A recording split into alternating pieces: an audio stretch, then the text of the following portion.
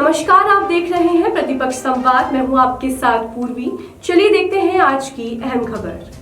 बीते कई दिनों से हल्द्वानी में पीडब्ल्यूडी के द्वारा 13 चौराहों में रोड चौड़ीकरण करने के दौरान बड़ी संख्या में चौड़ीकरण की जद में आ रहे बड़े और सालों पुराने पेड़ों को काटने के कारण पर्यावरण प्रेमी और स्थानीय जनता की नाराजगी झेल रहे पीडब्ल्यूडी के अधिकारी और प्रशासन की कोशिश के बाद 40 चिन्हित बड़े और पुराने पखाड़ और नीम के पेड़ों को रिलोकेट की प्रक्रिया शुरू हो चुकी है।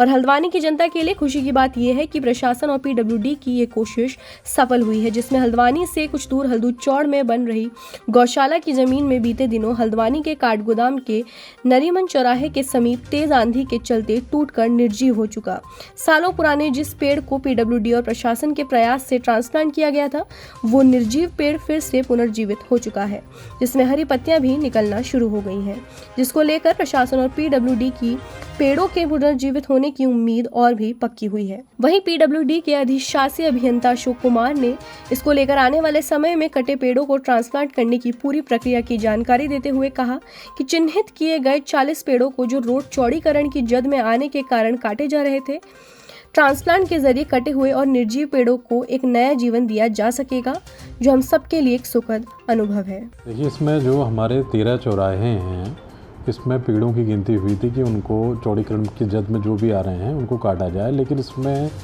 जिलाधिकारी महोदय द्वारा एक अनूठी पहल की गई कि हम जो हमारे प्राचीन पेड़ हैं, जिनकी उम्र यहाँ पर लोकल लोग 100 साल भी बताते हैं, ऐसे पेड़ों को जो इस तरह की श्रेणी में हैं और जिनको ट्रांसप्लांट किया जा सकता है। ख़ास तौर पर ये हमें एक्सपर्ट से पता चला कि फाइकस प्रजाति के पेड़, जिसमें पाकड़ है, पीपल है, जो भी चौड़ी पत्ती के पेड़ हैं, उनको ट्रांसप्लांट किया जा सकता है। तो इस पर 40 पेड़ों का लिस्टिंग की गई कि इन सभी 13 चौराहों पर जहाँ जहाँ पे भी इस तरह के पेड़ हों उनको चिन्हित कर लिया जाए।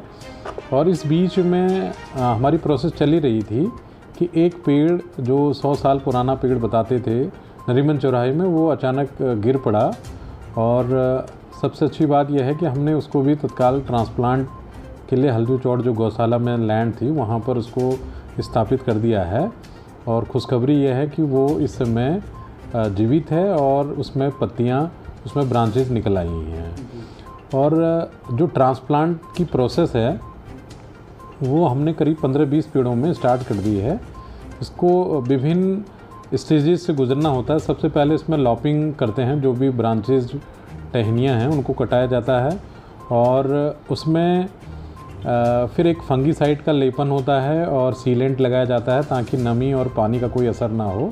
इसके अलावा उसकी जड़ में डी रूटिंग के लिए वहाँ 1-1.5 मीटर की परिधि में मिट्टी को हटाया जाता है और एक फ्रेश मिट्टी जिसमें विभिन्न प्रकार के सप्लीमेंट्स भी होते हैं वो डाला जाता है और उससे रूट, उनकी नई रूट निकलनी शुरू हो जाती है और जो पुरानी रूट है उनको काट दिया जाता है।